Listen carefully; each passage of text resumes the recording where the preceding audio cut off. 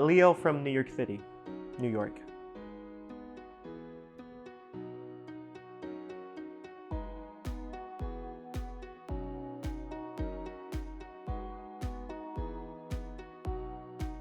I don't know what word to use, but somewhere not completely a full digital nomad. I think kind of like a quasi nomad, if I can put those words together. I have a home base. I have a place where I bounce back and forth, New York City. So when I go to a country, maybe I stay in one country, and maybe I go to a neighboring one. But at the end, it's kind of like a period, and I kind of go back home. And so that's what's happening here.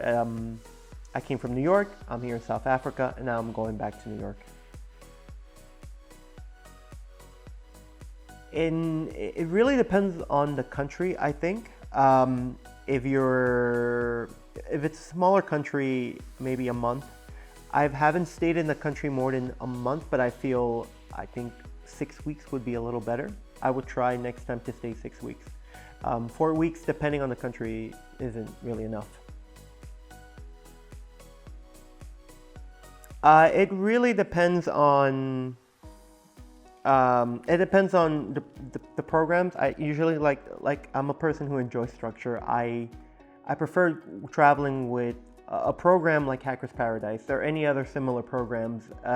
So it really depends on their schedule, but also if I already know someone who's in a particular country, I will try to go there as well. I kind of follow people instead of particular destinations.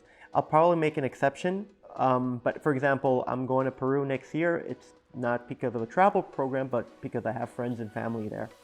And I'll probably be staying there for 4 weeks. I like where I am now. Fully nomadic, I've thought about it, I'm still thinking about it. But as of now, I like how things are, and so I'd rather keep it that way. I do cybersecurity, specifically application security. I am in charge of looking for security vulnerabilities in source code, in programming language code. That's really my job. And it's a fully remote job. It's there's meetings, you look at code, you suggest changes. It doesn't really require a lot of video calls like most other people that I've met. Teachers, for example, but I'm not in that situation. I kind of just fell into it because of COVID. COVID made my job remote, and I think I'm part of a wave of people who took advantage of this COVID situation and started digital nomading. I think I fall in that wave of people. My job could have been remote, but it wasn't before COVID. No, I'm fortunate enough to be in a company where they're classifying certain people and they're allowing them to work remote indefinitely. So no, I don't think I'll be going back into the office. Sure. Mostly it'll revolve around physical security because you're not in an office space, but keep an eye on who's near you, especially if you work with personal information.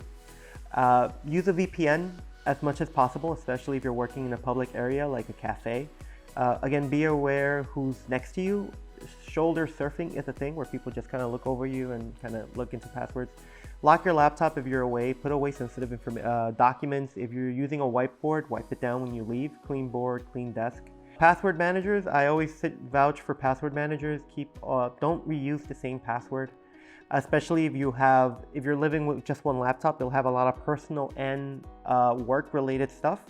If you use one password for both and one password gets compromised on some stupid little app, your work can get affected as well.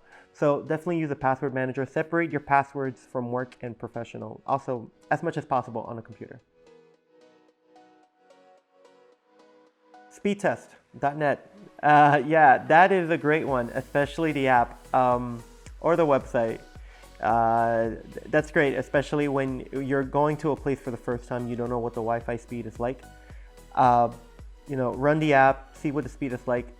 You can kind of figure out if you can manage a video call or not, depending on where you are. It really depends on the country.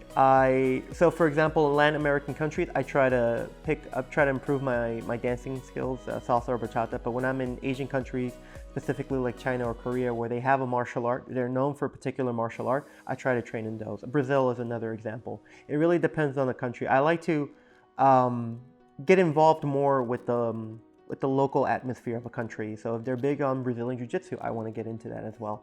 As opposed to doing something like salsa dancing in Brazil, which to me, it feels like I could have done that, do it better in another place.